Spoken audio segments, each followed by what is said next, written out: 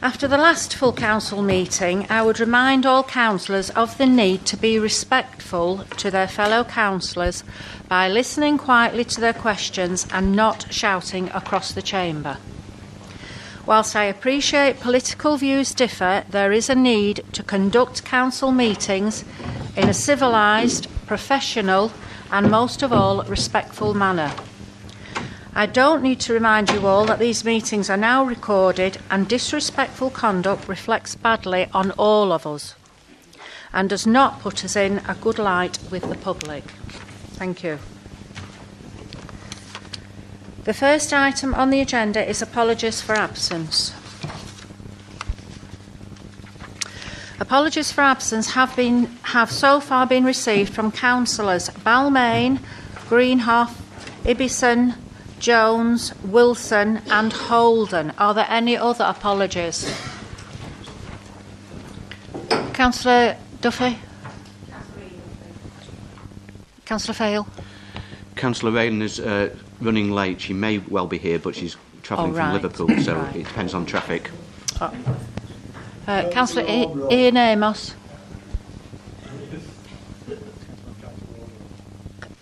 Oh, did you get that? Councillor Pimley? Okay, thank you. The next item on the agenda is confirmation of minutes. Can I please have a proposal that the minutes of the council meeting held on the 6th of December 2018 be approved as a correct record? Happy to propose those, Madam Mayor. Thank you, Councillor. Is there a seconder for that proposal? Happy to second them, Madam Mayor. Thank you, Councillor Vincent. Does anyone want to comment on the factual accuracy of the minutes or propose an amendment? Would those members present at the meeting on the 6th of December who are in favour of confirming the minutes as a correct record, please show.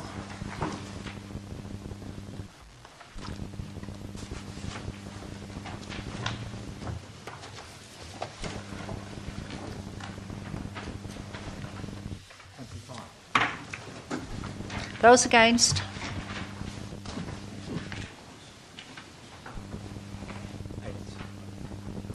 Any abstentions?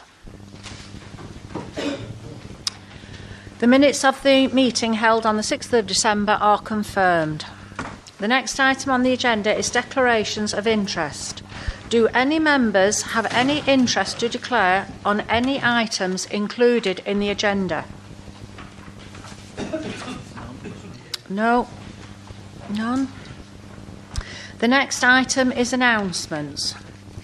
I have several civic announcements this evening.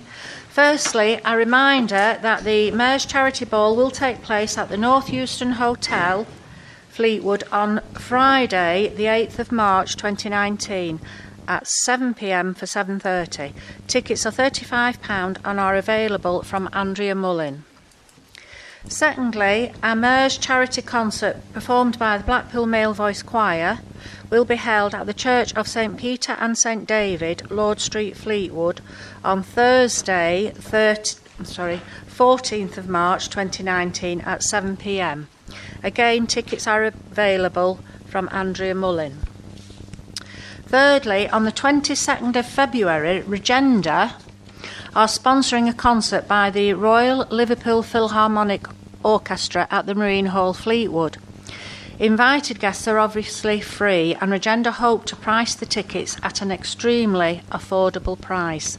So I hope as many of you as possible will be able to give your support, as they've also been good enough to donate the raffle proceeds to the Mayor's charity. I would like to offer belated congratulations to the Deputy Mayor, Councillor Michael Barraclough, who celebrated his 40th birthday last Monday. I'm sure we all hope he had a good time and not too bad of a head on Tuesday morning.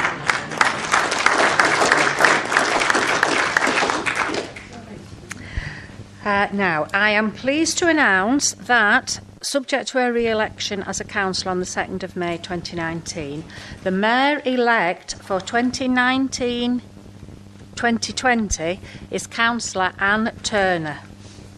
Councillor Turner, would you like to say a few words and announce who your deputy will be? Thank you, Madam Mayor. Well, first of all, I have to start with putting a rider on this, because whether I actually take up the role depends on whether I win the seat or not. There is the election before then. If I do win the seat, then I have asked Councillor Kay to be my Lady Mayoress, and Councillors Barry Birch and Colette Birch to be my deputies. And we've already agreed that we're going to be as best as we can ambassadors for the borough, attend everything possible and listen to what you, the officers and everyone else has to say in order to present ourselves in a very good light everywhere that we're invited to go.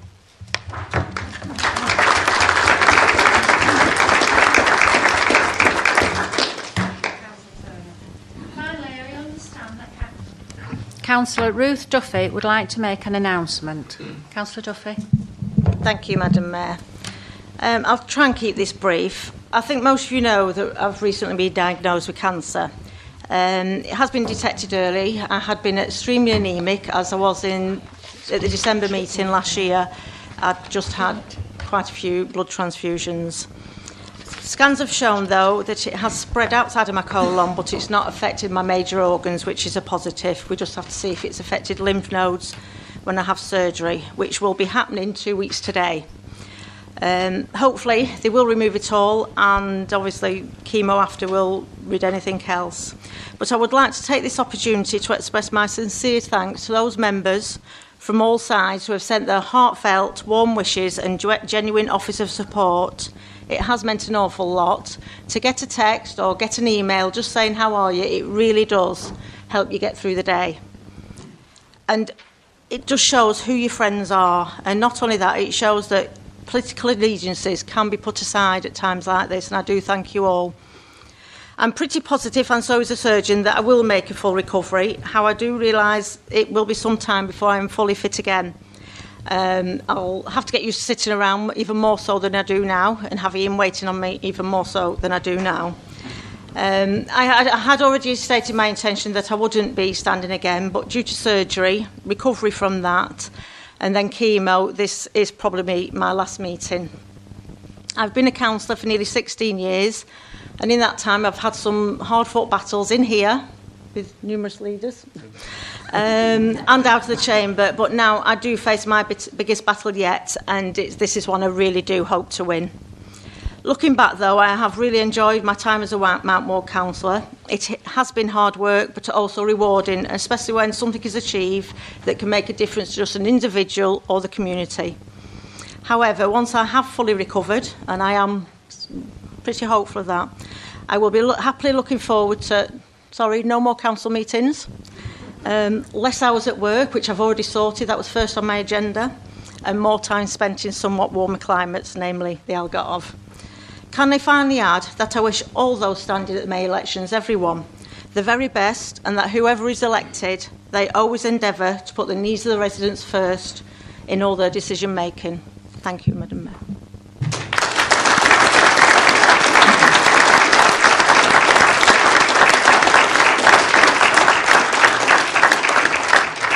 Thank you very much for that, Councillor. And can I say that we all hope that your operation goes well, and we wish you a very speedy recovery. Councillor Henderson. Thank you, Madam Mayor. I can confirm that, yes, Ruth does make a formidable opponent in here, but outside she's not such a formidable opponent at all. She's as soft as she appears. And so, therefore, Madam Mayor, I should like to just present Ruth with some flowers.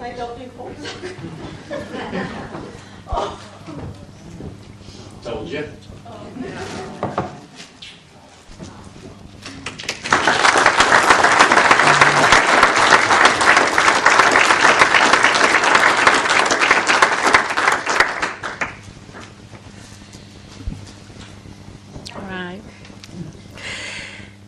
If there are no other announcements, the next item is public questions and statements. However, no such questions or statements have been submitted. The next item is questions on notice from councillors. 4 questions have been submitted under Procedure Rule 12 for this meeting, which are printed on pages 13 and 14 of the agenda.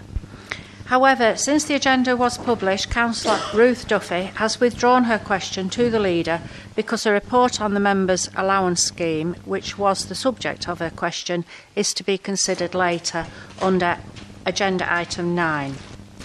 The other members who have submitted a question will each be entitled to ask a supplementary question when they have received a response from the relevant portfolio holder. But the supplementary question must arise directly from the original question or the response given, and it must be a question, not a comment or a statement. Members are requested to ask any such supplementary questions in a concise manner. Following the withdrawal of Councillor Duffy's question, the first question is from Councillor Gibson to the Planning and Economic Development portfolio holder about comments made at the last meeting about the number of council meetings. Councillor Gibson, would you please ask your first question now? Yeah, do you want me to ask it or taken as read, Madam Mayor? It's up to you. If you want to take this right, that's fine. Oh, well, I'll read it. I thought you normally said taken as read. I'll read it then, if that's okay. Yeah. On the audio recording of the full council of the 6th of December 2018, it is clear as 1 hour 44 minutes that Councillor Michael Vincent misled members of this council. In order to support his case for a reduction in full council meetings, he states there is very little business of the council in August, and so agendas for September meetings are quite slim. As an example, he quotes that the meeting of September 17 lasted just 28 minutes. This meeting held on the 28th of September was a special meeting, whilst the scheduled meeting for September was held on the 7th and lasted 2 hours 9 minutes, which was the longest full council meeting of the 2017-18 municipal year. Unfortunately, the Chief Executive at 1 hour 57 minutes on the audio recording can be heard repeating Councillor Vincent's claim. Clearly, members and indeed the Chief Executive have been misled, and the question to Councillor Vincent has to be, were his misleading comments deliberate or inadvertent? Thank you, Madam Mayor. Thank you, Councillor. Councillor Michael Vincent, would you please respond? Thank you, Madam Mayor. Neither. I don't agree members were misled. Any member who was present at the ordinary meeting in September 2017 knows or should know how long it was. There was a meeting in September 2017 that lasted 28 minutes, and it was clearly this meeting that I was referring to. I have checked the minutes of that meeting and spoken to those who had been able to, who were not present, and who voted for the amendment to the motion. All have confirmed that they did so as it was the right thing to do, and that they were not misled by or convinced to vote that way by my comments about the length of the meeting. Councillor Gibson, if you wish to ask a supplementary question, please do so now. Thank you, Madam Mayor. I think Councillor Vincent's response is less than convincing.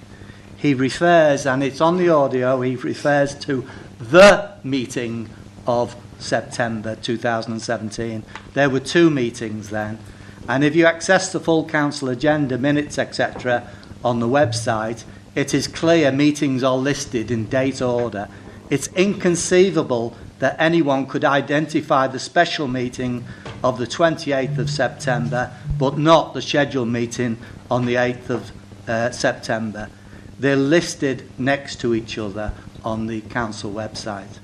I believe that misleading members is a serious issue. Do you have a question, Councillor? Yes, I've got a question.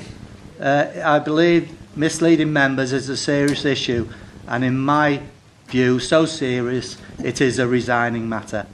If Conservative members are unhappy with being misled, I politely suggest they make their views known to their leader. If Councillor Vincent... Councillor, you have been asked not to make statements. No, if you have a question, can we please get to the question? Yeah, my question is in a minute. If he doesn't resign, the leader has to show leadership and sack Councillor Vincent. Otherwise, he, in some people's eyes, could be regarded as complicit with Councillor Vincent's misleading comments. And the fact that they're laughing like this shows how they treat this council Councillor, with contempt. we don't want any My grandstanding supplementary or question these is- long... We've asked you to Yeah, I'm doing it. everybody to make a supplementary question in a concise manner. My I don't think we would supplementary class that as question is, concise. Will Councillor Vincent now apologise, which he hasn't done, to both members and the Chief Exec, and also will he resign? Thank you, Madam Mayor. Of course I won't. That's absolutely ridiculous. The irony of that whole rant is just absolutely absurd, and I hope members find the humour in it like I do. I may have mistakenly used the word the rather than a, which is basically his whole point, the word the rather than the word I. He puts it in capital letters to try and make it a big deal. If Councillor Gibson's proposing this is some great affront to the council, that's something I wholly disagree with, and I believe that most like-minded members who are reasonable on this side of the chamber agree. I'm afraid this is yet another example of Councillor Gibson's absolutely desperate attempt to throw mud at the executive, having been removed from it against his will.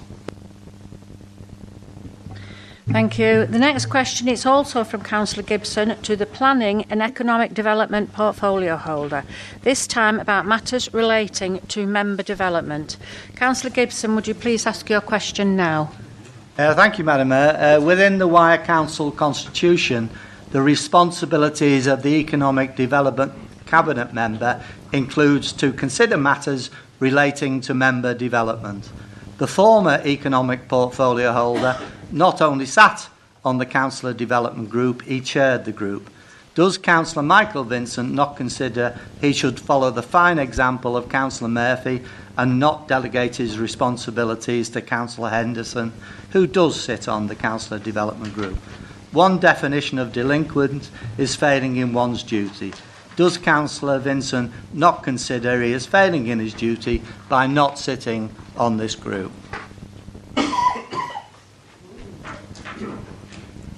Councillor Michael Vincent, would you please respond? For the second time this month, Councillor Gibson is stealing material from Councillor Brian Stevenson, which says everything you need to know about where he is currently on the political spectrum. In his first question, Councillor Gibson accused me of misleading this council, and he was absolutely wrong about that. I'm answering this question, Councillor Gibson. You were asked by the Mayor at the start of the meeting to be respectful to the councillors. If you'd like to take that warning, that would be appreciated.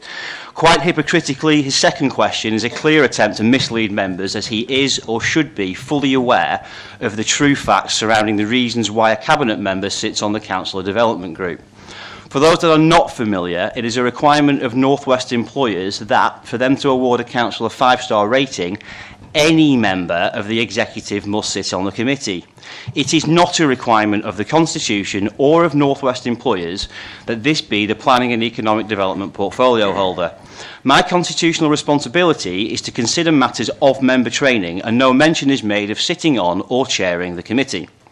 Members are asked to consider that, if I did chair the committee as my predecessor did, I would help shape the decisions made by and in that group, and then have to consider those decisions in my role as portfolio holder.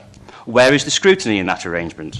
Where would my executive independence come from in those circumstances? The Chief Executive has confirmed that he considers that this would be a conflict of interests. Other than trying to mislead you all, Councillor Gibson's question raises significant concerns about who was truly in control of the council when he was leader. He claims that I have delegated my responsibilities to Councillor Henderson. How weak was Councillor Gibson that he believes that members of the Cabinet can delegate their responsibilities to the leader? What responsibilities were delegated by Cabinet members to him during his period of alleged leadership? Fortunately, I did not sit on his Cabinet and have only served under a strong leader who sets out what he requires from his Cabinet and not vice versa. Councillor David Henderson sits on the committee because he wants to. Who am I to delegate work to the leader, and who am I to do anything other than accept his decision? If Councillor Gibson does not accept the leader's decision, that is his problem.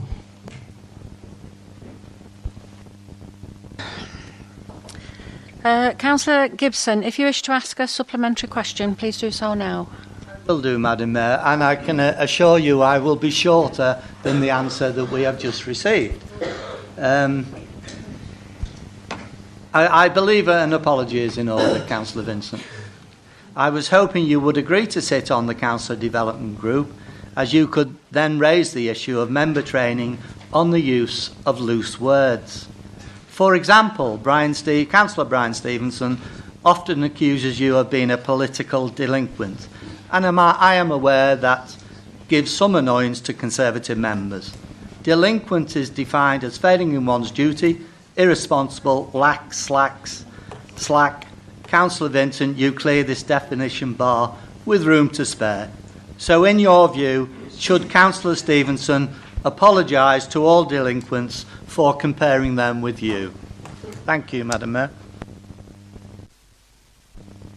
Thank you, Madam Mayor. It just shows how desperate he truly is that this is the best that he can do. I don't mind Brian calling me a political juvenile delinquent because I find quite humour in it, because he was at least original enough to come up with it himself. Councillor Gibson, no, I won't apologise. I have nothing to apologise for. Your pre-written response supplementary question quite clearly missed the whole point, which is I can't say to you all today, do you know what, I'll listen to Councillor Gibson, I'll sit on the committee, because he's the leader and he wants to sit on it. So while the Cabinet may have delegated to Councillor Gibson, I don't have the power to delegate to the current strong leader. Thank you, Madam Mayor. Thank you. The next question is from Councillor Emma Anderton to the Street Scene, Parks and Open Spaces portfolio holder about penalty notices issued for environmental offences. Councillor Anderton, would you please ask your question now? Thank you, Madam Mayor. Councillor Bridge, can I just point out the deliberate mistake in my question as well, and I'll just rephrase it if I may. I did ask a question on your portfolio at December's full council meeting in your absence about the environmental enforcement pilot, and as of now I have received a partial reply, so it has updated since then. But are you able to provide details of the types and number of penalty notices issued to date, broken down by ward, and are you also able to provide details of the number of penalty notices paid to date, broken down again by types of offence and by ward? Thank you. Councillor Bridge, would you please respond? Thank you for the clarification at the start of the question.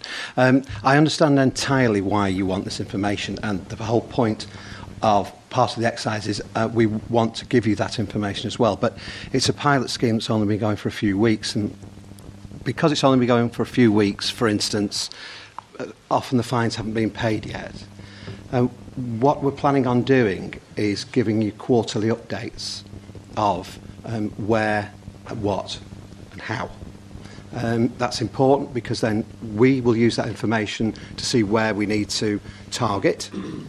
For instance, if there's a problem about, I don't know, people not picking up dog mess in Hambleton or a certain area, Fleetwood or Poulton, then we will use that to target that area. We won't be breaking it down by ward, it will be broken down by areas. So it will be, say, Poulton Field, Garstang, Fleetwood. We will be able to drill down into that to use, so as I say, if there's a specific area, then we can target those areas, or for instance put up signage or do whatever we need to do in the areas where it most needs it. So I haven't got the information for you now, but I am going to publish for everybody the quarterly figures, so that you'll know where it is, what sort of offences they are. It will be more difficult to say about the fines being paid because, as I say, there's a time lag, etc. I will endeavour to give you as much information as possible, but what I've got at the moment really isn't up to date, or should I say isn't complete. But as soon as I do get the quarterly breakdown, I'm going to be, well, it will be in my report, so everybody will be able to ask the question. They'll be able to see it because it will be in my council report. Okay. Councillor Anderton, if you wish to ask a supplementary question, please do so now. I do have a supplementary, thank you. This chamber was advised prior to the enforcement pilot commencing that the district enforcement company will be targeting areas as highlighted by the council's reporting function to target known hotspot areas. Are you able to explain then why the areas of both Cleveland and Fleetwood seem to have received a disproportionate number of fixed penalty notices? Well, first of all, Cleveland is a very, very busy town centre. I have to say, from what we can see so far, I don't believe it is disproportionate. The hours that are devoted to areas is proportionate, and there are equal hours devoted, roughly equal hours, to, say, for instance, Thornton, Cleveland, Fleetwood, Poulton, Garstang. So they are operating in those areas. Now, whether more fines are issued or not, that's a completely separate matter. I can't really comment on why, because I'm not stood there with the enforcement officer. But we are going to target hotspots, but a hotspot might be, for instance, Madam Mayor asked me to sort out outside a pub in Fleetwood a few months ago. So I'm not saying we're going to target that pub in Fleetwood, but if it's brought to our attention, then of course there's going to be a problem if there's that I've been asked to have a look at a dog exercising area in Hambleton. So again, we'll be going to do that. But that's the point of this exercise, is that if we know where there's a problem, and we can go and hopefully sort the problem out in that area and stop it, then it makes the environment better for everybody else. Yeah? Right. Okay, thank you. That concludes the questions on notice. The next item is executive reports. First, the report of the leader of the council. Councillor Henderson, would you please introduce your report? Thank you, Madam Mayor. The report is before members. I've nothing to add to it, so I will take questions or comments. Thank you. Are there any questions or comments for the leader? Councillor Thale. Thank you, Madam Mayor. There are many examples of, the sentiments of the core values that are mentioned in 2.1 are very reasonable. There are many examples of officers working well with individual councillors and residents to resolve particular issues, but it's certainly not the case that the council consistently works smartly, collaboratively and as one team just yet.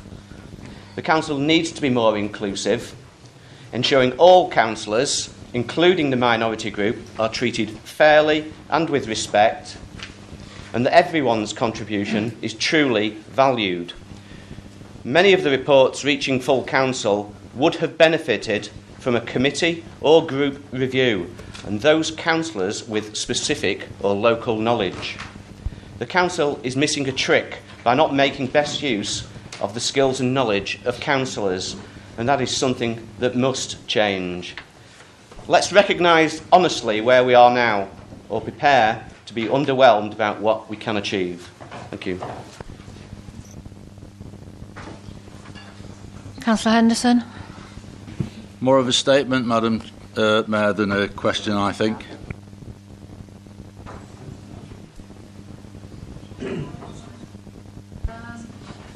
Questions? That concludes. Oh, sorry. Councillor Gibson. Just made it. Yeah, okay, thanks. Well, it was just in response to Councillor Henderson. Listed under item 7, executive reports, to receive reports from cabinet members, councillors will be able to ask questions or make comments. It's a bit worrying when the leader of the council doesn't know what the rules of engagement are within this full council. Madam Mayor, I'm not even going to bother myself with that one. Thank you. That concludes the consideration of the leader's report. We will now move on to the report of the resources portfolio holder.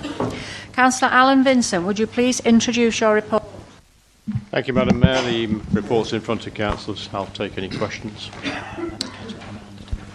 Councillor Emma Anderton. Thank you, Madam Mayor. Councillor Vincent, I'm sure it is welcome news in these austere financial times for district councils that confirmation of a new Homes Bonus Award for 2019-2020 amounting to almost £354,000 for 4 years has been received. I would like to refer you to the New Homes Bonus England parliamentary briefing paper published in July 2017. Paragraph 1.4, subheading, Flexibility on using the money is of particular interest, and it states, local authorities have flexibility on how to spend the unring-fenced grant, but DCLG expects local councils to consult communities about how the money will be spent. Therefore, could you please advise us why no previous consultation has taken place in respect of prior awards, and also advise when the consultation on the latest award is due to take place with our residents to determine how this money will be spent? Thank you. Councillor Vincent, would you please respond?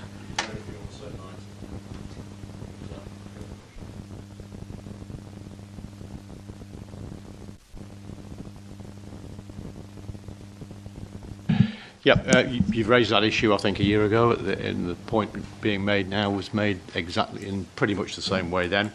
The money that is available to us, obviously, there is no directive that it has to be consulted upon, nor that it has to be spent in any particular way, and it's been the habit of this council over the years to use it as a general fund, and that will be almost certainly the case this year too.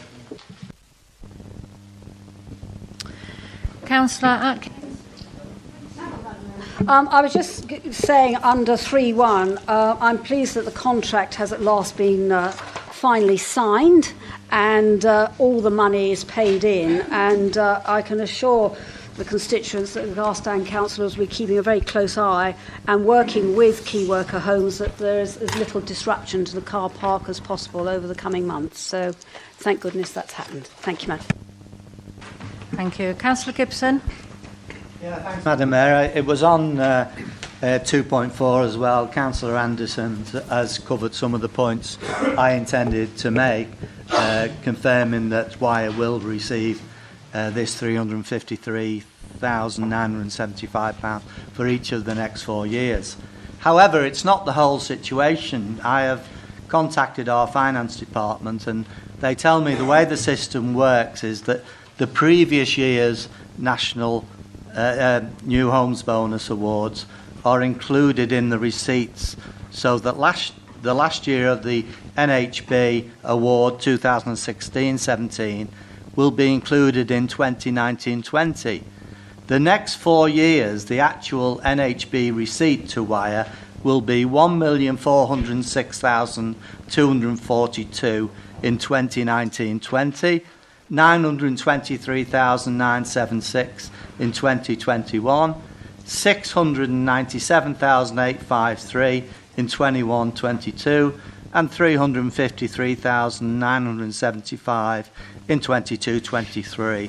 A whopping total of NHB in the next 4 years of £3,382,046. The medium-term financial plan specifically excludes any NHB from its projections.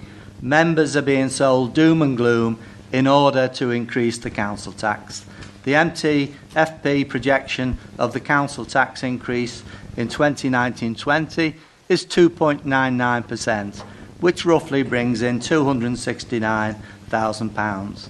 On these figures, comparing that with the new homes bonus, the council tax increase proposed in the MTFP is not justified. It's not a question, but I am allowed to just make a comment. I will point. Then, would you like to respond? I think it's probably the place to respond.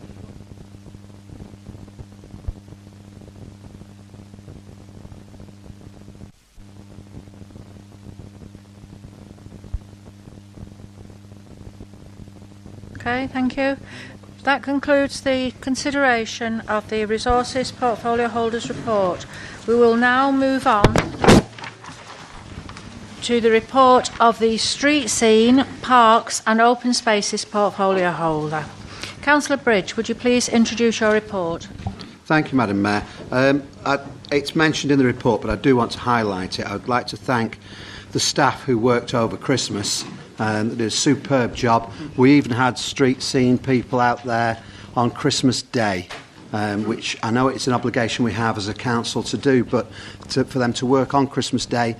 I went through the centre of Poulton about lunchtime on Christmas Day. It was immaculate, and seeing as it was packed on Christmas Eve, they'd done a cracking job. I can say that personally. So I'd just like to thank them for the great work they've put in over the Christmas period.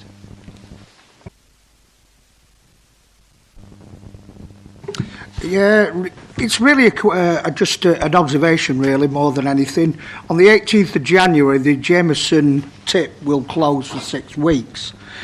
And it does concern me that there could be an increase in fly tipping at this period of time. I'm sure that you will be talking to the street scenes and cleaners to be extra vigilant at this time. Thank you. One of the great advantages of us taking on a company to enforce fines for litter, etc., is that it frees up officer time. And one of the major tasks that we're going to take on with our officers' newly freed up time is to properly investigate or further investigate fly tipping and crack down on that. That's got a very high priority. So we are aware of it, but we're actually being given the tools to help combat it as well by rolling out this pilot scheme that we've got at the moment. Thank you. Councillor. Thank you, Madam Mayor. I would just like to pass on the grateful thanks to the officers regarding the Victorian evenings. We had 2 evenings, wonderful weather, and it was absolutely jam-packed both nights, and the rubbish around was quite tremendous. But next morning, it was spotless. So my very grateful thanks for such an efficient service. Thank you. As I say again, they do an amazing job. Councillor Barry Birch. Thank you, Madam Mayor. It's 2 questions, really. Could you give us an update, could the portfolio holder give us an update on the water feature in the park? And also, many, many years have gone past since we had our wind generators on the promenade at Cleveley's. They never seem to work. Why don't we take them down or do something with them? That's all, thank you. Do you mean the water feature at Fleetwood in the Memorial Park that keeps breaking down? Yeah. Well, again, we're sourcing parts for them. We are looking at how to maintain, how to keep them going. It's an ongoing problem. I can't say any more than that. There's a combination of various things, from vandalism just to them being worn out. They're made of plastic, which seems a bit, flimsy and odd, but we're keeping on top of that. With regards to the wind generator, I honestly have no idea. I can find out and I'll get back to you. Thank you.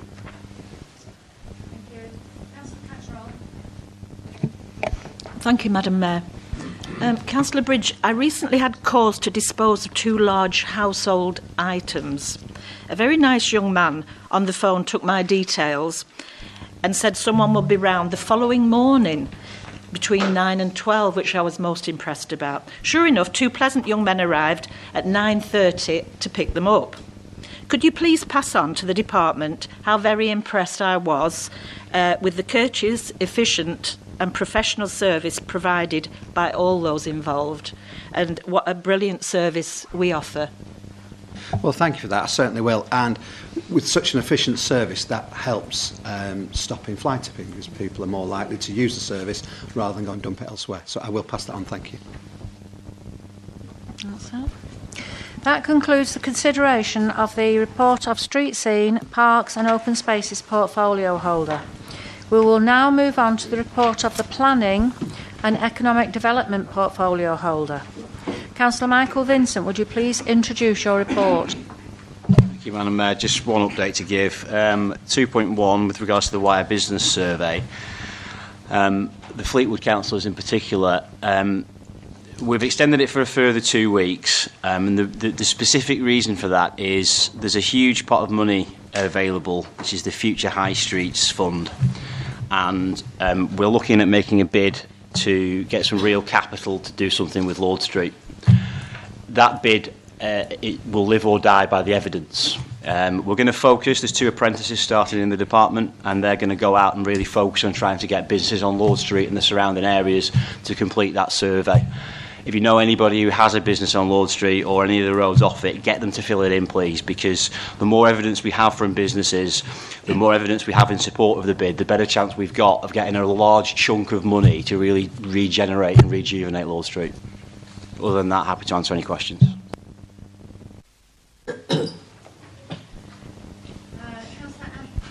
Emma Anderton. Thank you, Madam Mayor. Councillor Vincent, I'd like to ask you about the progress on planning application 1700126, otherwise known as the development at the former pier site in Fleetwood.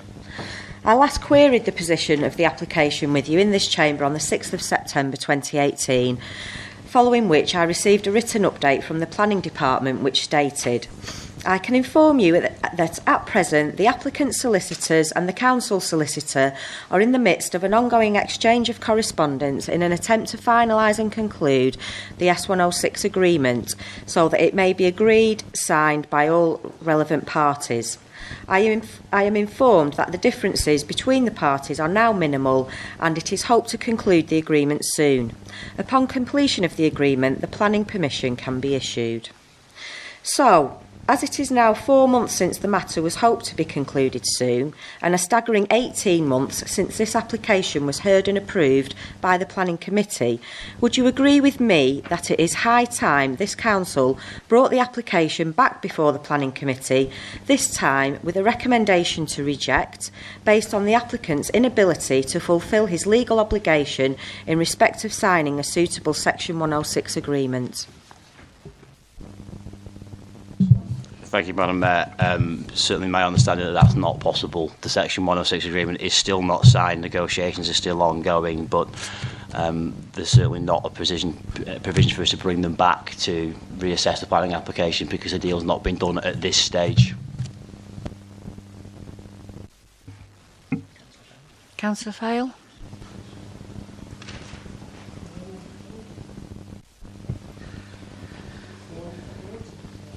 Thank you, Madam Mayor. At December's Full Council, I spoke about Wyre, the Enterprise Zone Master Plan, and the need for climate change to be taken more seriously, and it should be at the heart of Wyre's policies. This was completely consistent with my message to Cabinet in November. After my question as to whether he thought the Master Plan adequately considers climate change, rather than just answer the question, Councillor Michael Vincent bizarrely chose to mislead members about what I had said at Cabinet in November. Even after I raised a point of clarification about what I said at Cabinet in November, instead of accepting my word, he decided to contradict what I'd just said. Irrespective of what he thinks, his account of Cabinet was completely untrue. For those members at Cabinet who were actually listening, they will know that I raised a number of issues, including that climate change needs to be front and centre to any enterprise zone master plan. Why Councillor Vincent couldn't recollect that is anybody's guess. Maybe he was too busy contemplating his long drive home out of Wyre Borough. Or perhaps it was a stalling tactic in a desperate hope that he could come up with a sensible answer to the actual question raised. Who knows? As it turns out, he might as well have foregone his embarrassing and untruthful outburst because his underwhelming response to the issue at hand wasn't worth the wait. Councillor Vincent stated, "It is absolutely beyond our control to do anything about the national and worldwide goals for climate change." Well, how about try and help meet those targets, not pretend it's someone else's problem? He then went on to say, the EZ, by its very definition, is there for manufacturing. It is clear that this is going to have an effect on the carbon emissions Wyre produces. Now, that may be true, but he then astonishingly suggested Wyre actually deal with the carbon things separately to the EZ. Is he for real? The EZ is within Wyre, and we should be interested in the whole of Wyre, not part of it. Basically, Councillor Vincent seems to be suggesting that the EZ can do what the heck they want. You would think he could show a little more concern for those of us who do live in Wyre. Never mind being in a different borough to most of us, his blasé attitude to climate change might suggest he's on a different planet to the rest of us. One thing is clear, though. If we don't start to take climate change seriously, we might be needing a different planet, and he might just know where that is.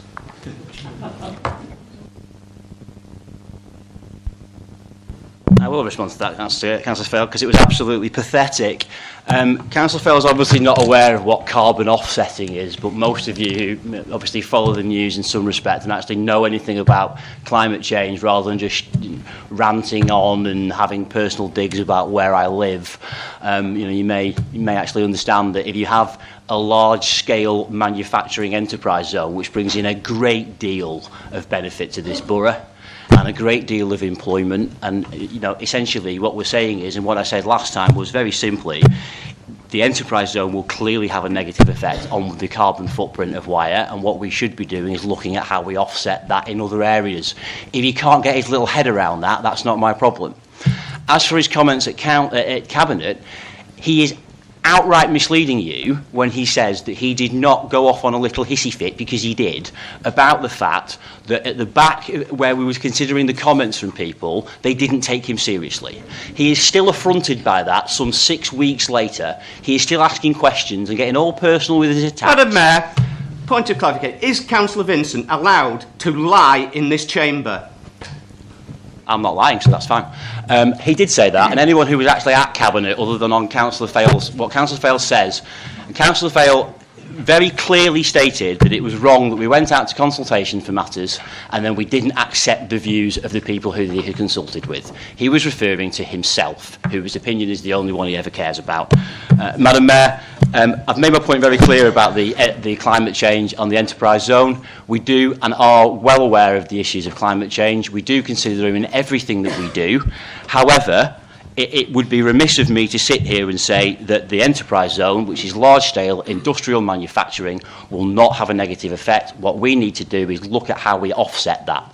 We do not own the land at the enterprise zone. We can do only what we can with NPL to get them to offset that within that area. We must focus on what we can do. We will use our influence and we will do what we can.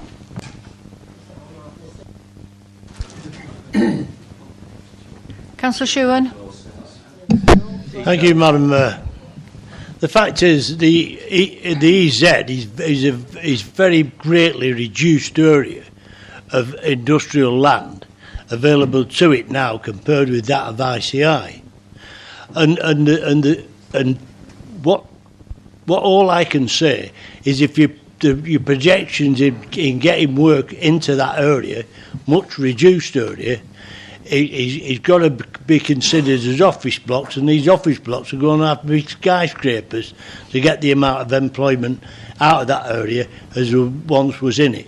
Because at maximum it was 5,000 people working at RCI, and that was construction workers and process workers as well.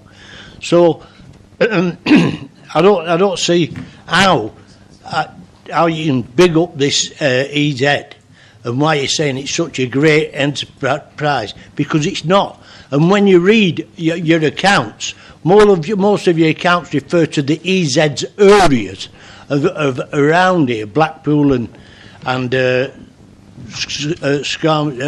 Salisbury, places like that, and Wharton. Right. The fact is, it's not going to create that amount of work. It's not going to make that much difference. It could do if it had better connectivity, but nobody's going to give it that, not round here. Thank you, Madam Mayor. Another example of Labour talking down the borough.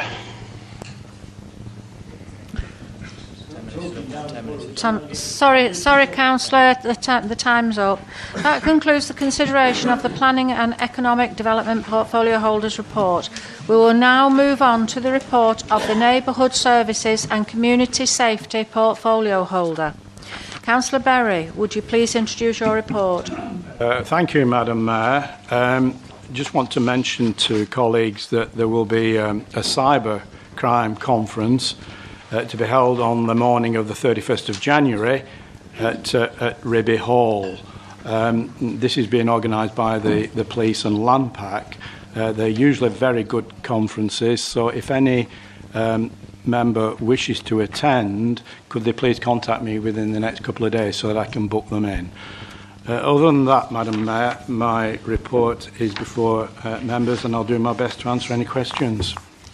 Thank you. Councillor Robinson. Thank you, Madam Mayor. At 2.4, the second appeal was heard on the 2nd of January, and the Magistrates' Court agreed with a decision made by the Licensing Committee and dismissed the appeal. And we was awarded £1,324 towards our cost defending the case. So that's information. Thank you. Information. It does enforce the point that of the good work that our licensing committee does carry out on our behalf. It's not an easy job, and I know you do listen to all the cases very fairly and thoroughly, and I appreciate the work that you've put in. Thank you. Councillor Gibson. Thanks, Madam Mayor. Item 4.1. This is not the first time we have received an additional grant at this time of the year, and it demonstrates the faith the government have in our disabled facilities team to deliver. It is ridiculous that some authorities do not spend their full DFG.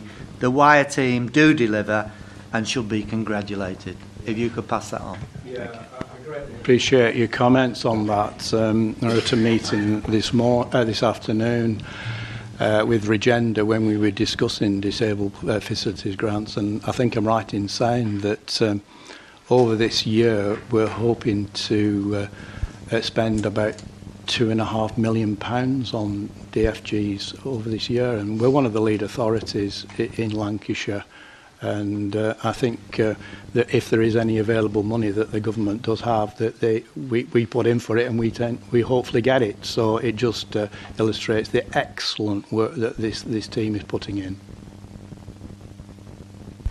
Thank you. Councillor Fail. Thank you, Madam Mayor. With regard to the November 2017 floods, I believe LCC as the lead flood authority should produce a Section 19 report within 3 months of the event. Unlike Blackpool Council, who produced their report containing findings and actions, LCC seems to be showing a lack of both urgency and responsibility. Would you agree that it's not just negligent, it's a complete disgrace that the Conservative County Council have not provided this after 14 months? I think you have had correspondence on this, to be quite honest, but it's a fact that both myself and various officers of this council have made representations to the County Council about this report. I, in fact, did see one of the officers from the county yesterday, and I mentioned it again to her. One of the things that this report is, it is a pan-Lancashire report. It just does not cover this area. So they've got to cover about 100 incidents in the Lancashire area, and this is quite time-consuming. They are aware of our concern, and we've repeated our request that this be produced ASAP. In the meantime, I and the Flood Forum have done our best to tease out the reasons for the floods, to see what we could do to improve the situation as a result of the floods. And I think within our council we've looked at our procedures, and we've certainly reinforced certain points with other utilities. I think we already knew, and the Blackpool report, which I've seen myself, which only in fact came out in November, fully anyway, confirms our thoughts on the floods, that the Met Office did not inform EA that those floods were that rainfall was imminent for this area. The rainfall, when it came down, was very excessive, and that the drain system just was overwhelmed and couldn't take the sheer volume of water going through that system. So that is the findings. We are going to have another task group looking at the question of road flooding. We're meeting at the end of this month. So we are certainly taking our part in making sure that we try and cover a lot of points that are always raised, because there's always very different points raised from the floods. But we do our best to protect our residents, be rest assured. Thank you. Councillor Beavers. Thank you, Madam Mayor. Councillor Berry, congratulations on the new care and repair project. I can't say it, it doesn't say that, I can't say it, right.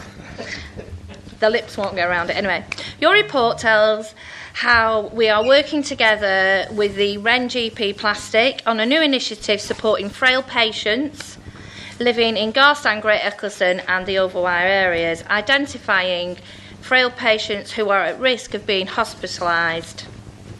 We will then refer them to the Care and Repair Service for preventative measures and support. But unfortunately, your colleague, County Councillor Sean Turner, is proposing to stop the funding to the Care and Repair Services across Lancashire.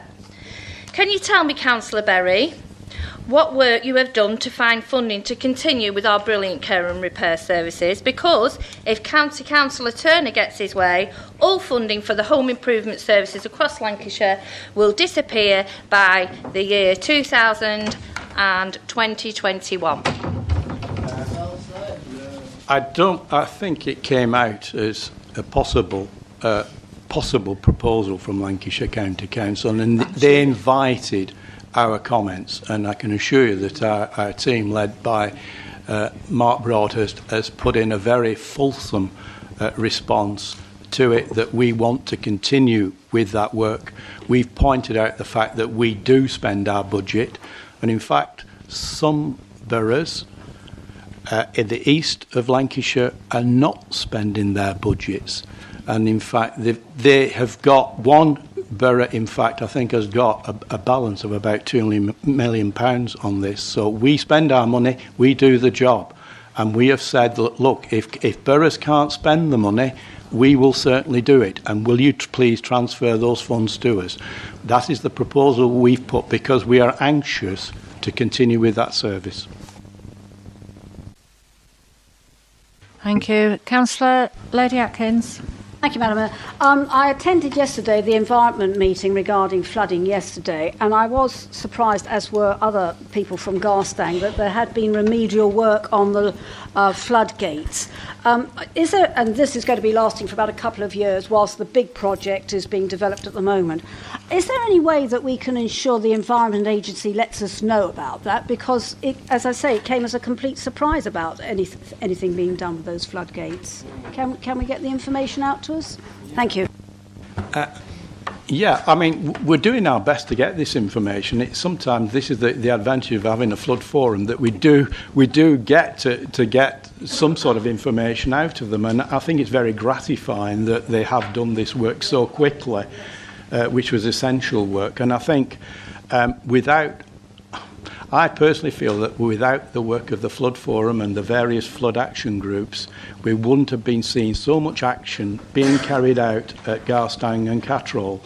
And hopefully, we're hoping very much that there will be a programme to renovate that system, but it will take time to get it to fruition. And in the meantime, they've carried out the works that they think is essential to keep the system going for another 2 years.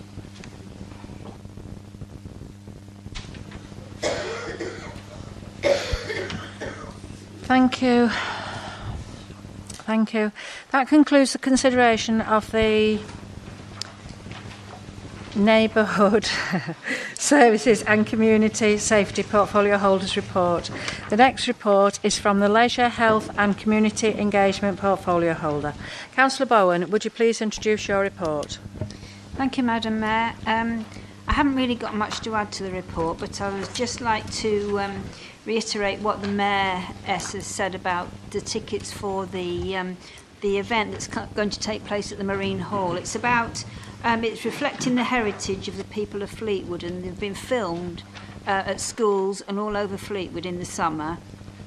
And there's been a special piece of music that's going to be played and sung to at the Marine Hall with the Philharmonic Orchestra.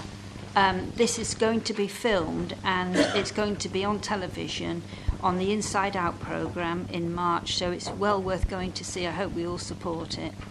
And my report's before you, and I'll be happy to answer any questions.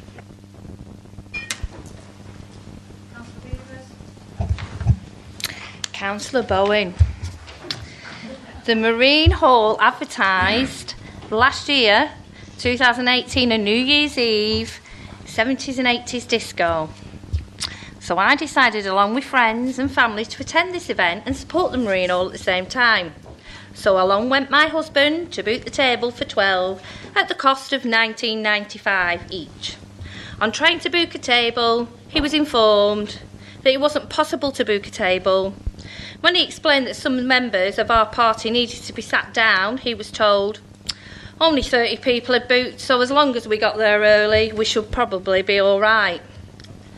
He obviously told them he wouldn't be bothering to book if he couldn't book seats. So I decided we needed to do something about this to change the policy. So I rang you on your mobile for help. I explained the situation. I asked if you could help in any way. I also explained that, in my opinion, it wasn't good business not to be able to book a seat for a New Year's Eve event. Your reply was, I'll see what I can do and I'll get back to you. I'm still waiting for you to call me back.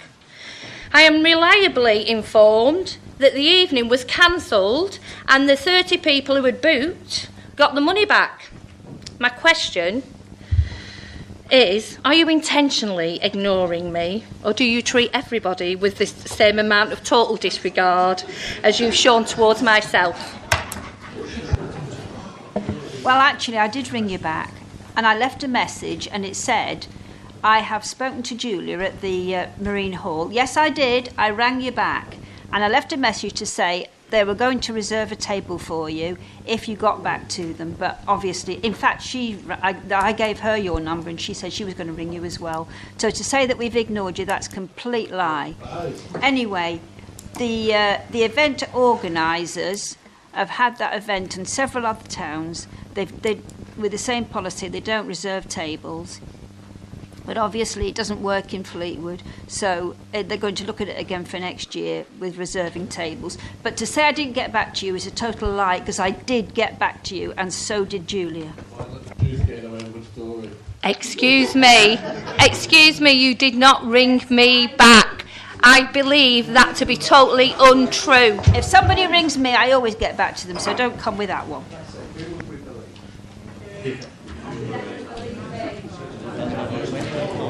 That concludes the consideration of the leisure, health and community engagement. Thank you. Thank you.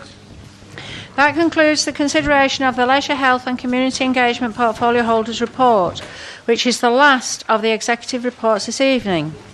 Now is the opportunity for members of the Cabinet to make comments or ask questions on the reports of their colleagues. Do any Cabinet members wish to do so? Councillor Alan Vincent. Thank you, Madam Mayor. Could Councillor Berry confirm that recently Councillor Ballard presented a flood working task group report to the Cabinet, on which 9 members had taken part, of whom only 1 was a Labour member. To his credit, I believe it was Councillor Lees who took part in that. So the expression of concern about flooding from the leader of the Labour group seems to be rather shallow to me, when only 1 of them bothered to take part. Thank you, Madam Mayor. So far as I'm aware, I think I'm fairly sure that that information is correct, but I'm sure Councillor Orme will instantly correct me if I'm wrong. But that's my understanding. Your statement is correct. Is that it? That concludes the consideration of the executive report. The next item is a report on licensed council tax support, which is on page 29 of the agenda. Councillor Alan Vincent, would you please introduce the report and propose the recommendations?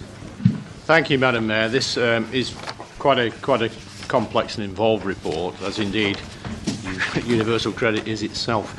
The rollout of universal credit in Wyre has made changes to the LCTS scheme absolutely inevitable, as the administration costs of the old scheme would be completely unacceptably high based upon what we've seen happen in other areas where the rollout has occurred and our own experience in Wyre of the rollout, the part rollout that we've had so far. We've held a very thorough consultation process and we've had expressions from members of the public who are in receipt of this benefit or who will be, and there has been, I think, a fair and in many cases very reasonable response. Of the recommendations that are the positive the recommendations for alteration at least, with regard to 3.1, this was the least contentious of all the proposed changes and is probably the most important to Wyre in relation to keeping down the administrative costs of the scheme, because it saves us having to change council tax on a regular basis when there are relatively modest increases in people's income. And it helps them too because they don't have the same problem of having to face changes to it every month. So it was something that 72% of the respondents said that they agreed with or strongly agreed with. So I think that that is palpably a sensible thing to do. With regard to 3.2, the introduction of a flat rate for non-dependent deduction was also reasonably well supported, with only 27% of respondents against it. And again, it was important to Wyre in relation to administrative costs. It's very often difficult to get information on income from non-dependents because they don't want to tell us or the people asking for it what they're earning. And quite often, the situation ends up with the fallback position being that we have to impose the maximum amount because we haven't seen any evidence of how much their income actually is, and the fallback position is £10.80. So perhaps it wasn't surprising that quite a lot of people prefer to have a deduction of £5 and £10.80 when they find it difficult to get that information from their siblings or relatives or whoever it may be that has to give them that information. So I think, again, it's a sensible proposal, and I would ask members to support it. We have the issue with that is obviously in relation to disabled people, and it is clear, I think, that some disabled people will be adversely affected by it, to the tune of £1.30 per week in many cases. We have, therefore, retained the increased allowances and premiums scheme that we use to calculate the LCTS entitlement to mitigate that situation. With regard to 3.3, only 29%, again, we're against this proposal. Pension claimants, I would remind members, are stripped out of the figures, and when they are stripped out, which they were not in this initial report, and they should have been, because they're not actually affected by it, that has left us currently with only 25 households who are in fact affected by that particular change.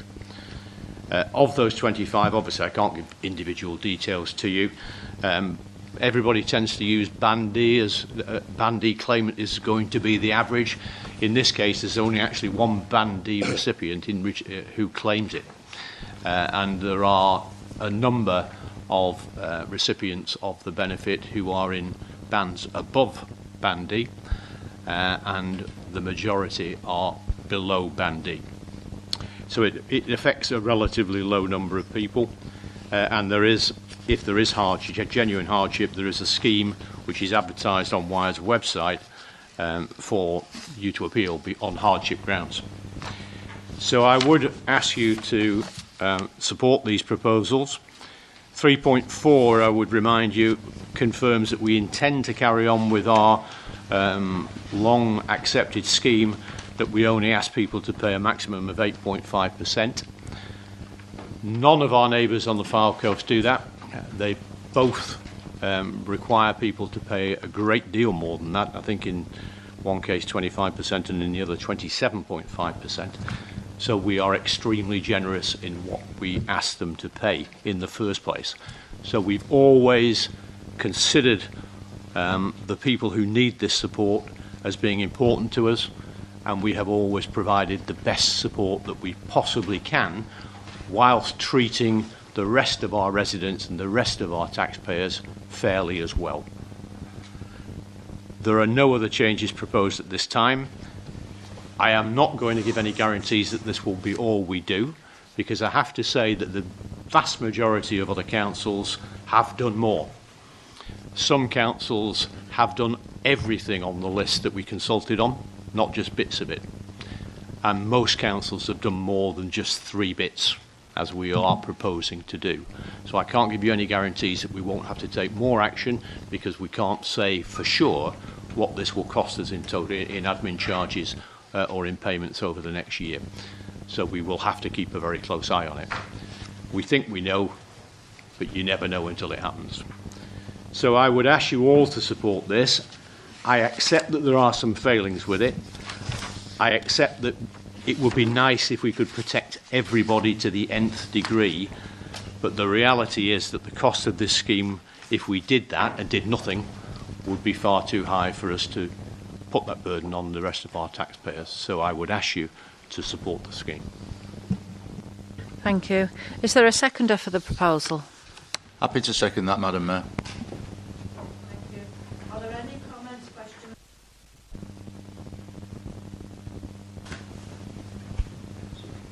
Councillor Fail. Thank you, Madam Mayor. The report doesn't get off to a good start, with Para 2 stereotyping claimants as being dependent on benefits. It's a sweeping generalisation and unnecessary inflammatory language.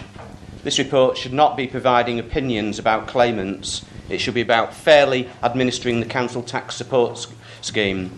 Anything else is a complete irrelevance and actually very unhelpful. The wish to keep administrative costs as low as possible is very reasonable, and our group supports recommendations 3.1, 3.4 and 3.5. But there are concerns over the other 2 proposals.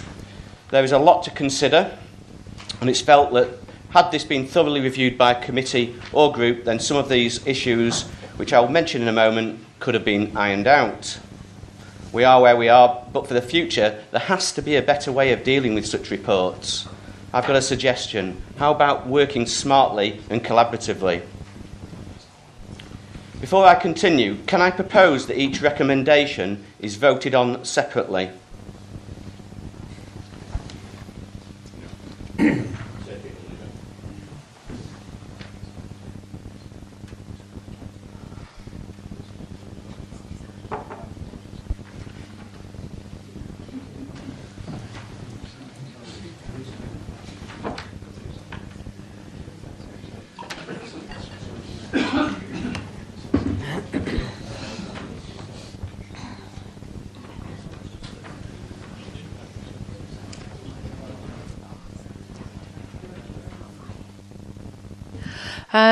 Is there a seconder for that? If that is a formal proposal, is there a seconder for it? Happy to second that, Madam Mayor.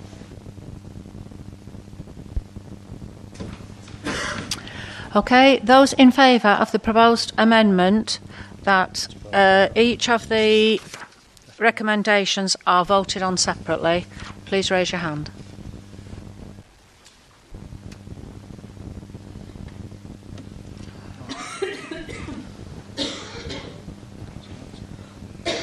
Those against?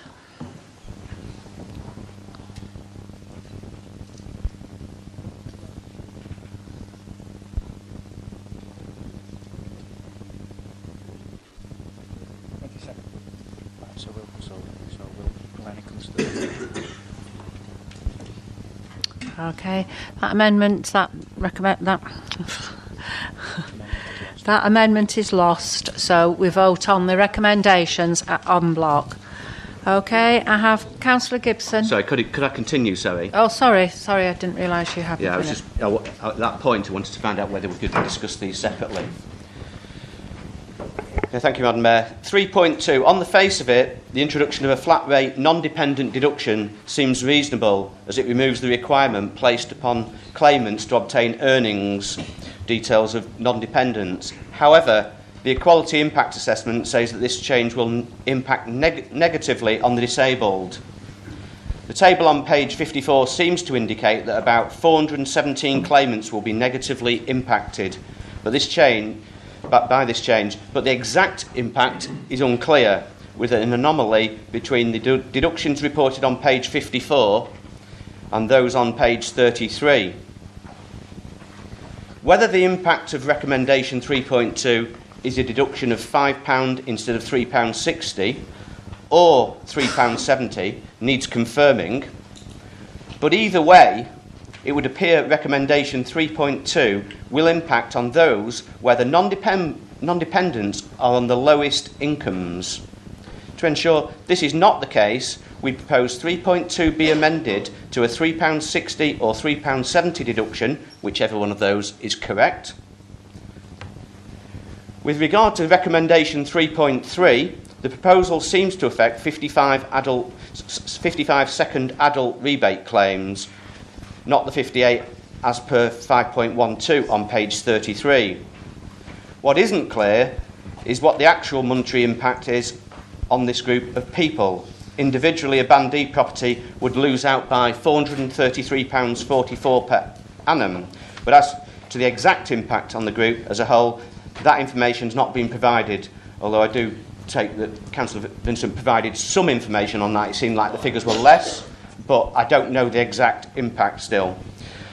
Although it's recognised individuals could apply for council tax hardship payment, the report is unclear as to the threshold at which the application would kick in.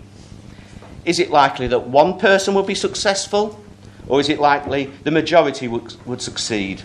The exact or likely impact is required. Without a thorough impact assessment, it is impossible to vote for this proposal, and it is therefore proposed to reject or withdraw this proposal. So on the table we have an amendment to 3.2 with regard to the deduction, either £3.60 or £3.70, whichever it is, depending on whether you look at the figures on page 33 or the other page, which I haven't got to hand at the moment. And then there's the removal of recommendation 3.3 entirely. Thank you, Madam Mayor.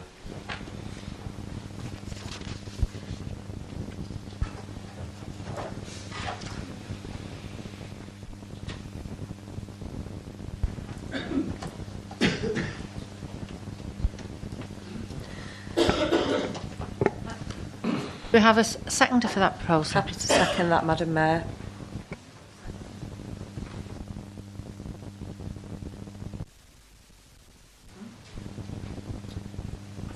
Does anybody else want to speak on that proposed amendment?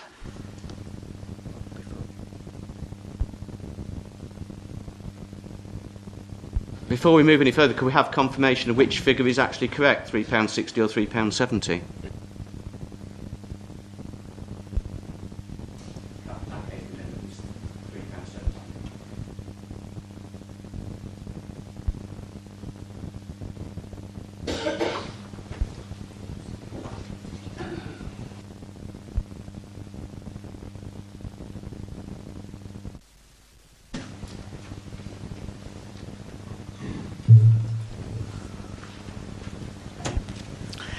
Okay, we need to take a vote then. The proposal is that at 3.2,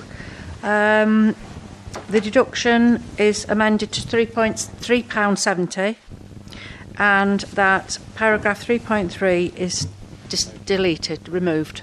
Okay? Would those in favour of that amendment please raise their hands?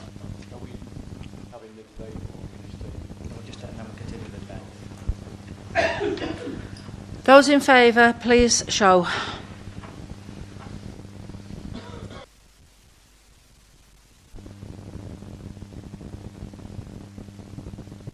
Those against?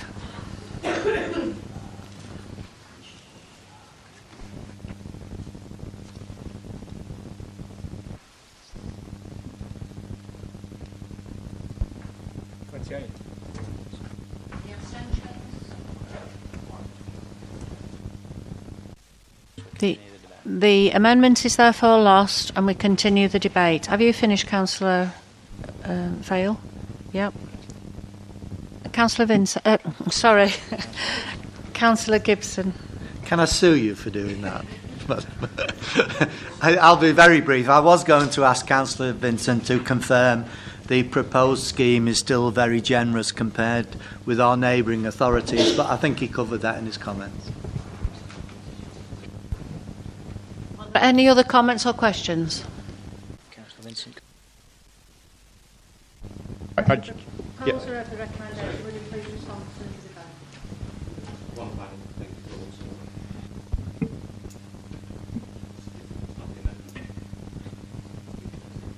Well, you can only speak once in the debate, so it's a chance. You can only speak once in the debate. So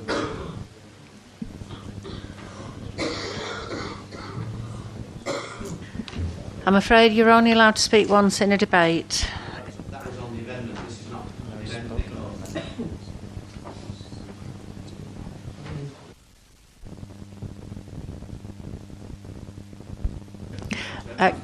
Councillor Emma Anderton. Thank you, Madam Mayor. Councillor Vincent, can I request that officers continually monitor the impact of 3.2 and 3.3 and report back to full council and or allow the Overview and Scrutiny Committee to scrutinise the impact 6 months after this is implemented? Thank you. We will, in any event, Madam Mayor, obviously monitor this from both aspects, because A, we want to be fair to people, but B, we also want to make sure that we're not losing so much money that we can't afford the scheme. So we would automatically keep it under review in any event. I think Councillor Gibson's point has made the point really, and it's the same point that I made before. Not only is this fairer than the schemes that are operated in our neighbouring authorities, as I said at the outset, this is probably one of the fairest schemes in the entire country, because we're taking a much more relaxed view of it. Our focus is upon reducing administrative costs, not upon hurting people. And we will continue to do that as long as we can afford to do it. We will review it. I'm not going to give you any undertaking as to when we'll do that, because it would depend upon what the officers think is a sensible timetable, and I don't want to second guess them on that, Emma. So I would be happy to review it on a regular basis, but we'll come back with a proposal about how that might be done. I would hope that members will all support this, because we are genuinely trying to be fair, and fair to everybody. In terms of the 3.3 recommendation, one of the things that is said to me about the second adult rebate is it fair to two people who live together and one doesn't work, that they don't get a rebate, when people who are not in that situation, you have a single person and then a non-dependent relative, someone non-dependent living there comes along and they still get a 25% rebate. Is that fair, is the question that I'm asked and our officers are asked. So you have to look at not just the recipients but the non-recipients in deciding whether it's fair or not. So I would recommend the whole scheme to members, and I would accept that we will come back and look at the schemes from time to time. With regard to the comment about 2.1, that is the motive the government give for universal credit. So I'm not apologizing. That's not what we're saying. That's basically what the government says is the reason why universal credit has been brought in. Whether you agree with that or not, it's a fact that certainly when they've tested it on polls, an awful lot of people, including Labour Party voters, think it is right. So I would recommend that you vote for it. Thank you, Councillor. That concludes the debate. Would members please now vote on the recommendation? Those in favour, please show.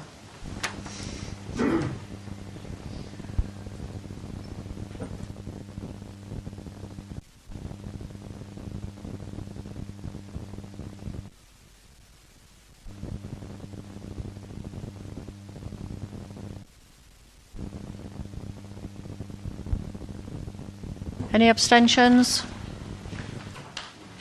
The recommendation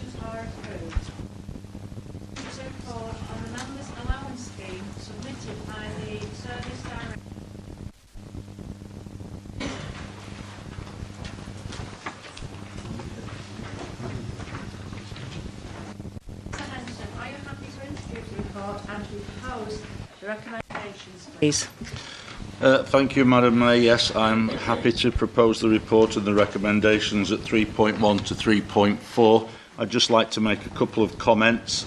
Firstly, Mr. Ron Matthews, the chairman of the Independent Remuneration Panel, is here with us this evening, observing, and I should like to ask him to pass on our thanks to the panel for the diligent work that they do on keeping an eye on us. Also, there are just a couple of things that I'd like to say, Madam Mayor, it's appertaining to recommendation 3.2 and just to widen it just a little bit, if possible. When those of us that were elected in 2007 came on, we were given a rather large instrument to use, and the council then put in phone lines, a small printer, supplied printing paper, cost after cost after cost. Things have moved on since then. We've tweaked the system all the time to make the system a lot better, to try to keep up with technology. And that's where we are at the moment. We really are trying to keep up with the technology to make us work better and also not to spend unnecessarily.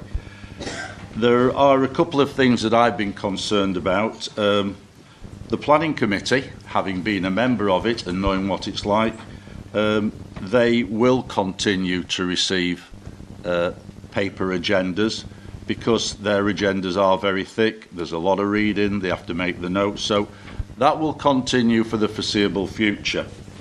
In the transitional period, for those who will be given the tablets starting from the next municipal year, we will continue to supply paper agendas where necessary for the first 3 or 4 months until those members get used to using the tablet. But we would like to see a reduction as they are progressing in the requests, and of course the necessary training will be given for the use of the tablets. That's it from me, Madam Mayor. Thank you.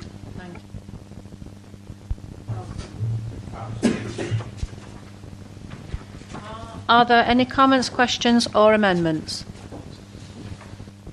Councillor Gibson. Thanks, Madam Mayor. It's item 5.6, the special responsibility allowances. Now, I know members are aware I've been unwell and missed a couple of meetings, but it says on here that the leader would retain his role as planning and economic development portfolio holder. Is that correct, or wasn't it the case that he was keeping his previous cabinet position? Thank you, Madam Mayor. Councillor Gibson is quite right. It is printed there, and you will see that I have crossed it out and I've put in there streets, theme parks and open spaces, which was my portfolio at the time. It is an unfortunate error, and that is literally all it was. However, I'm glad that Councillor Gibson's brought that up, because that was the point where I reduced the burden on this council of more finance by reducing the cabinet from 7 back to 6. Thank you, Madam Mayor. Thank you. Councillor Fail. Thank you, Madam Mayor. Although the trial of tablet devices has gone relatively well, there are still issues to iron out, and the final impact will not be known for some time. So to suggest otherwise would be guesswork. There had previously been an agreement for the Digital Transformation Task Group to reconvene and look into how the tablets should be paid for.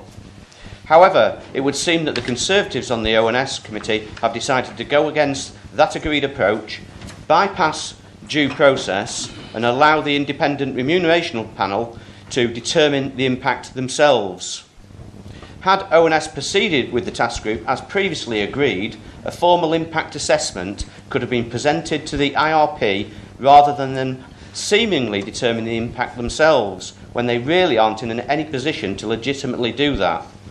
So on one hand, we now have an IRP recommendation to remove the IT allowance without a definitive impact assessment, and on the other hand, we have the IRP failing to reduce the allowances of cabinet members and committee chairs when we know their workload will be reducing next year as a result of the arbitrary decrease in the number of council and committee meetings. The report would be far more correct if it proposed reductions for portfolio holders and some committee chairs rather than reducing the allowances of hard-working non-executive councillors.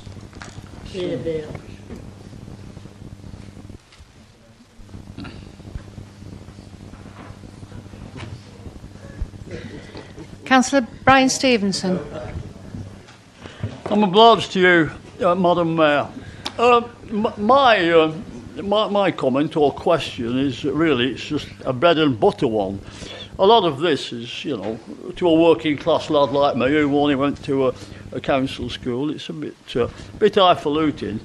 So what I'm going to ask is, and I hope I'm not took here to sound mischievous, even though I might be. You never know. I'd like to ask the leader, Councillor Henderson, with the increase in the allowances, certainly he's going to get the lion's share, being the leader. Could he tell us, and it's nothing personal, David, could you tell us how much a year extra you are going to get for the next, starting in May? Will it be going up to from 20,000 to 20,700? Just tell us how much it will be. It's just a normal bread and butter question. Brian, I missed part of your question. Well, how much? Would I tell you what? How much a year are you going to get under these new council arrangements? How much your present salary is how much more is it going to be after these are implemented? So come on, let's be telling me. Excuse me, you're not answering yet. You're not answering yet. Thank you very much, Madam Mayor. I hope you will answer me. Later. Thank you, Madam Mayor. Councillor Fale said that it was wrong that the independent remuneration panel don't consider remuneration, which I find absurd, to be honest. It's clearly part of the remuneration package. The reason why the IRP do consider the IT allowance is because they are the independent body who assess that payslip that you get and what's fair and what's right and what's reasonable. Overviewing scrutiny have absolutely no authority to get involved in that because it has to be done independently, and that's imposed on us. Point of clarification, it's not about the actual pay, the allowance, it's about the impact assessment of people having tablets and removing the allowance. Madam Mayor, this is a report on the members' allowances scheme. If it's not about the members' allowances scheme, then what was he talking about? Quite simply, members are also asked to recall that essentially while the Cabinet took a view on the implementation of the iPads as part of a wider review of IT, and that decision was taken by Cabinet as is absolutely correct. Are there any other comments or questions? Councillor, sorry. Thank you, Madam Mayor. I just want to know why Councillor Henderson didn't answer Councillor Brian Stevenson's question. How much is he getting? How much are they all getting? Why is it published? Councillor Stevenson, if you read, this is the way it's done. We ask the questions, everybody asks the questions, and then Councillor Henderson will answer all the questions. Then we'll all know. Good, thank you. We'll all live happily ever after. Excellent. Are there any comments? I want to know. I might be doing myself. Councillor Alan Vincent. Thank you, Madam Mayor. As a secretary, I think I have the right to go last in any event.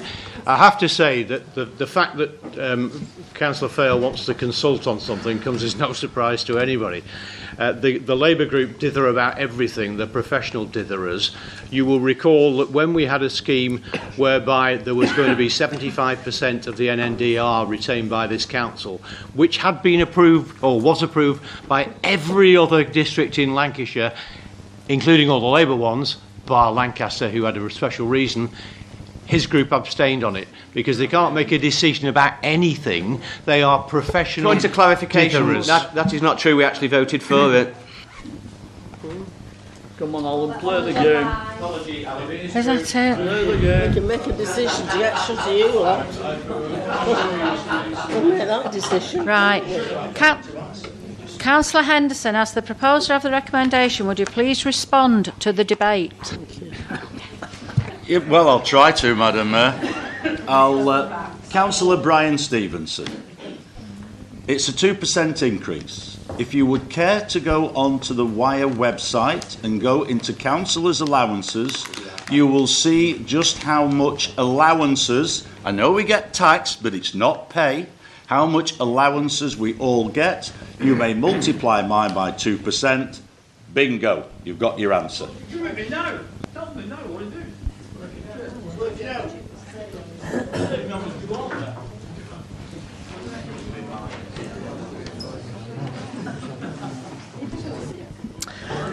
Okay, that concludes the debate. Would members please vote now on the recommendation? Those in favour, please show.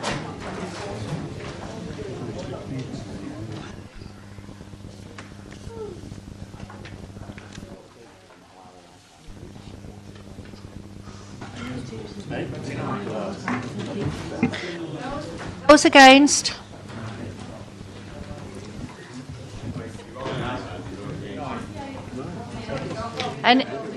Any abstentions? Any abstentions? No.